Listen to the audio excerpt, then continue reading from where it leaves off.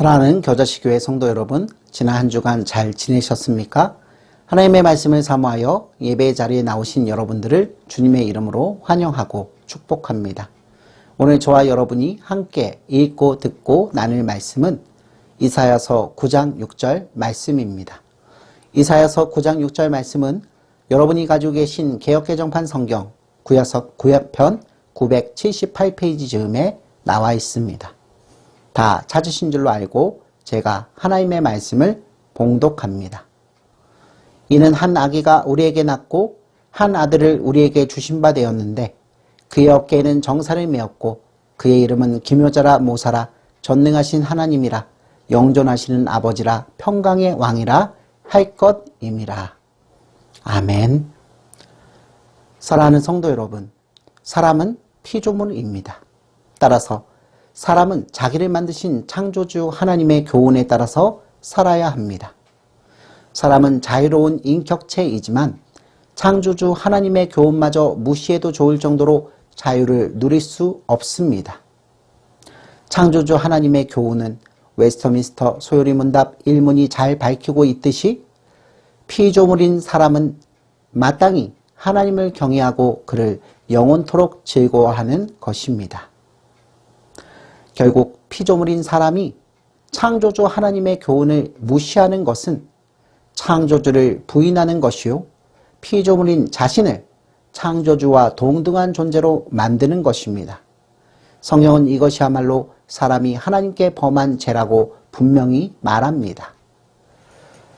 성도 여러분, 피조물인 사람이 창조주 하나님의 교훈에 불순종할 경우 하나님께서는 정령 죽을 것이라고 분명히 경고하셨습니다. 생명의 주인이시며 기원이신 하나님의 말씀을 불순종한 자가 생명을 계속하여 누릴 수 없게 되는 것은 당연한 형벌일 것입니다. 불순종한 피조물은 하나님의 심판을 통하여 생명을 잃고 사망의 형벌을 받게 됩니다. 이것이 인류의 조상인 아담과 하와가 불순종한 이후에 모든 인류가 단 한 사람의 예외도 없이 처하게 된 비참한 상황입니다. 인류는 모두 하나님의 영원한 진노 아래에서 태어나고 죄의 소욕에 따라서 죄를 범하고 살다가 영원한 사망의 심판을 받게끔 되었습니다. 사랑하는 성도 여러분, 이러한 사람에게 과연 어떠한 소망이 있겠습니까? 하나님의 영원한 심판 아래에 놓인 사람이 어디에서 소망을 찾을 수 있겠습니까? 만일 사람에게 소망이 있다면 그 소망은 하나님의 영원한 심판에서 사람을 건져내어 주는 것이어야 합니다. 말하자면 하나님의 형벌에서 우리를 구원하여 줄 수 있는 것이야말로 사람의 참다운 소망이라고 할 수 있을 것입니다. 그렇다면 여러분, 사람을 영원한 형벌에서 구원할 수 있으려면 어떠한 일들이 있어야만 합니까? 네, 그것은 무엇보다도 불순종한 죄에 대하여 경고의 말씀을 주신 하나님의 공의를 만족시키는 일이 있어야 합니다. 하나님께서는 자비로우시며 인애와 긍휼이 풍성하신 사랑의 하나님이시지만 또한 공의의 하나님이시기도 합니다. 창조주 하나님을 부정하고 불순종의 죄를 범한 피조물들을 자신의 공의의 속성에 따라서 형벌을 내리시는 것이 하나님의 심판이며 이 심판은 매우 잘못된 판단이나 착오가 없으며 정확하고 또한 공정합니다. 그러면 여러분, 어떻게 하나님의 공의를 만족시킴으로써 사람을 하나님의 형벌에서 구원할 수 있을까요? 공의를 만족시킨다는 것은 죄값을 충분하게 갚는다는 것을 의미하므로 먼저 하나님께 범한 죄값이 얼마나 되는지를 알아야 할 필요가 있습니다. 여러분 생각에는 사람이 하나님께 범한 죄값은 얼마나 될 것이라고 생각하십니까? 이 질문에 대한 답은 사람이 죄를 범한 대상이 하나님이시라는 것에서부터 알 수 있습니다. 만약 어떤 사람이 한 국가의 왕의 명령을 어김으로써 왕권을 부정하고 부인할 경우에도 죽음으로 다스려진다면 하나님을 부정하고 반역한 죄의 값은 마땅히 죽음으로 다스려져야 할 것입니다. 그런데 사람의 왕은 피조물에 불과한 자이지만 하나님은 전지전능하시며 온 우주를 창조하신 분이시며 지혜와 영광이 무한하신 분이심을 기억할 필요가 있습니다. 사람에 대한 죄값은 육체의 죽음으로 다 갚겠지만 하나님에 대한 불순종의 죄값은 육체적 죽음만으로 다 갚을 수 없습니다. 유한한 사람으로서는 무한한 죄값을 다 갚을 수 없는 것입니다. 성도 여러분, 어떻게 하나님의 공의를 만족시킴으로써 사람을 하나님의 형벌에서 구원할 수 있을까요? 네, 이에 대한 답은 하나인데 곧 무한한 죄값을 다 치를 수 있어야만 합니다. 그런데 우리 사람 가운데는 의인이 없으니 누가 다른 사람의 죄값을 치러주겠습니까? 혹시라도 하나님을 바르게 공경하여 심판을 받지 않을 사람이 있다고 해도 그가 자신을 구할 수 있을 뿐 다른 사람을 어찌 구원할 수 있겠습니까? 그렇다면 짐승의 피는 어떻습니까? 사람도 다른 사람을 구하지 못할 것인데 하물며 사람보다 못한 짐승이 어찌 사람을 구원할 수 있겠습니까? 사랑하는 성도 여러분, 하나님의 영원한 심판 아래 놓인 사람에게는 소망이 없습니다. 그 까닭은 첫째, 사람의 죄를 대신 짊어질 의인이 없고, 둘째는 혹시라도 의인이 있다고 가정해도 그 어떤 사람도 다른 이의 죄값을 짊어질 만한 의의 가치를 가지고 있지 못하기 때문입니다. 그렇다면 여러분, 하나님의 영원한 심판 아래 놓인 사람이 어디에서 소망을 찾을 수 있을까요? 사람의 죄를 대신 짊어질 참 사람이면서도 완전한 의인인 중보자가 있어야 합니다. 그런데 이 중보자는 다른 많은 이들의 죄값을 치러줄 무한한 의의 가치를 이룰 수 있는 분이어야 합니다. 이러한 중보자가 없다면 사람에게는 그 어디에도 소망을 찾을 수가 없습니다. 게다가 다른 많은 사람의 죄값을 대신 치를 수 있으며 또 하나님의 의의 기준에 비추어 완전한 의와 생명을 획득하여 사람에게 돌려주실 수 있는 중보자라면 그분은 반드시 참 하나님이셔야만 합니다. 그렇다면 성도 여러분, 참 하나님이시면서 동시에 참 사람이고 또 의로우신 중보자는 누구십니까? 여러분은 이 질문에 대한 답을 알고 계십니까? 이 질문에 대한 답변에서 기독교 진리의 핵심이 나타납니다. 사람에게는 이제 소망이 있습니다. 왜냐하면 예수 그리스도께서 바로 그 중보자이시기 때문입니다.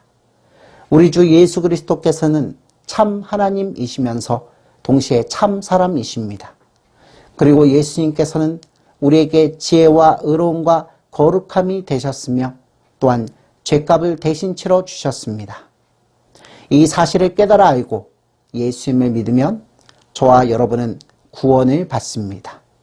이것이 바로 사람을 향한 기쁜 소식 복음입니다. 사랑하는 성도 여러분, 이 비밀을 어떻게 알 수 있습니까?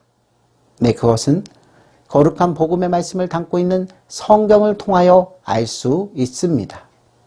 성경은 신약과 구약 전 66권이 예수 그리스도의 신비와 그분께서 우리의 구원을 위하여 행하신 모든 일들과 앞으로 행하실 일들에 대하여 교훈하고 있습니다.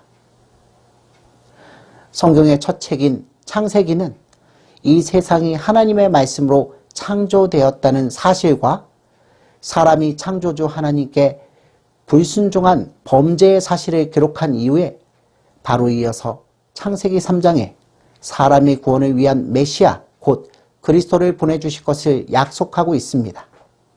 우리 다 함께 창세기 3장 15절 말씀을 읽어보겠습니다. 내가 너로 여자와 원수가 되게 하고 내 후손도 여자의 후손과 원수가 되게 하리니 여자의 후손은 내 머리를 상하게 할 것이요 너는 그의 발꿈치를 상하게 할 것이니라 하시고 아멘. 여기서 여자의 후손이란 여자의 몸에서 날 메시아 곧 그리스도를 말하고 너는 뱀의 모습으로 하와를 미혹한 사단을 말합니다. 결국 이 말씀은 여자의 후손으로 오시는 그리스도께서 사단의 머리를 상하게 하심으로 사단의 세력을 괴멸하실 것이며 사단의 저항은 그리스도의 발꿈치를 상하게 할 만큼 미약한 것이 되고 말 것임을 뜻합니다. 성도 여러분, 그리스도께서 사람으로 오신 분이시면서도 매우 신비롭게도 단순한 사람이 아닌 하나님이시라는 이 비밀에 대해서 요한계시록 12장 1절로 6절은 다음과 같이 말합니다. 하늘에 큰 이적이 보이니 해를 옷 입은 한 여자가 있는데 그 발 아래에는 달이 있고 그 머리에는 12별의 관을 썼더라. 이 여자가 아이를 베어 해산하게 되매 아파서 애를 쓰며 부르짖더라. 하늘에 또 다른 이적이 보이니 보라, 한 큰 붉은 용이 있어 머리가 7이요 뿔이 10이라. 그 여러 머리에 7 왕관이 있는데 그 꼬리가 하늘의 별 3분의 1을 끌어다가 땅에 던지더라. 용이 해산하려는 여자 앞에서 그가 해산하면 그 아이를 삼키고자 하더니 여자가 아들을 낳으리니 이는 장차 철장으로 만국을 다스릴 남자라. 그 아이를 하나님 앞과 그 보좌 앞으로 올려가더라. 그 여자가 광야로 도망하며 거기서 1260일 동안 그를 양육하기 위하여 하나님께서 예비하신 곳이 있더라. 아멘. 이 말씀은 매우 신비로운 묵시적 표현이라서 얼른 읽어서 이해하기가 어려울 것입니다. 대략 말씀드리자면 붉은 용은 마귀이고 12별의 면류관을 쓴 여자는 교회 또는 언약의 후손을 가리킵니다. 따라서 이 여인이 낳은 이는 사람임을 알 수 있습니다. 그런데 여러분, 이 아이가 하나님 앞과 그 보좌 앞으로 올라갔다는 사실은 그가 예사로운 사람이 아님을 암시합니다. 또한 이 아이는 만국을 철장으로 다스릴 남자라고 하였으니 이 말씀은 그가 시편 2편에서 말하고 있는 메시아임을 뜻합니다. 사랑하는 성도 여러분, 여자의 후손으로 오신 분이 단순한 사람이 아니라 하나님이시라는 이 신비로운 사실에 관하여 구약성경 이사야서 9장 6절은 다음과 같이 예언합니다. 이는 한 아기가 우리에게 낳고 한 아들을 우리에게 주신 바 되었는데 그의 어깨에는 정사를 메었고 그의 이름은 기묘자라 모사라 전능하신 하나님이라 영존하시는 아버지라 평강의 왕이라 할 것임이라. 아멘. 성도 여러분, 한 아기이며 한 아들을 우리에게 주셨다고 하셨으니 그분은 사람임이 틀림없습니다. 그럼에도 불구하고 그는 통치의 권세를 지닌 분이시며 모든 지혜와 권능을 가지신 분이시니 그는 또한 하나님이시며 영원히 계신 아버지이시며 모든 평강의 왕이신 분이라고 찬송을 올립니다. 왜냐하면 그분은 참 사람이시지만 또한 참 하나님이시기 때문입니다. 성도 여러분, 예수님께서도 이 사실에 대하여 증언하신 기록이 마태복음 22장에 나옵니다. 예수님께서는 예수님 당시의 유대인들에게 그리스도에 대하여 어떻게 생각하느냐고 묻고 그들이 다윗의 자손이니다고 대답을 하자 그렇다면 다윗이 어찌하여 그리스도를 주라고 칭하였는지를 그 까닭을 아느냐고 다시 물으셨습니다. 다윗은 시편 110편 1절에서 여호와께서 내 주에게 말씀하시기를 내가 내 원수들로 내 발판이 되게 하기까지 너는 내 오른쪽에 앉아 있으라 하셨도다고 노래했습니다.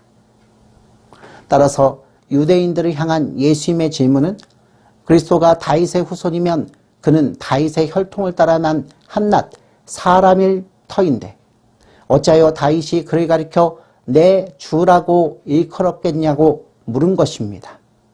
여기서 다윗이 내 주라고 일컬은 것은 그분이 단순한 사람이 아니라 메시아 곧 하나님이신 것을 고백한 것입니다. 사랑하는 성도 여러분, 예수 그리스도는 우리를 하나님의 영원한 진노에서 구하여 내실 유일한 중보자이십니다. 왜냐하면 예수님께서는 저와 여러분의 죄값을 대신 짊어지실 참 사람이시며 또한 하나님의 공의를 자신의 죽음으로 만족시키시고 의와 생명을 우리에게 돌려주시는 참 하나님이시기 때문입니다.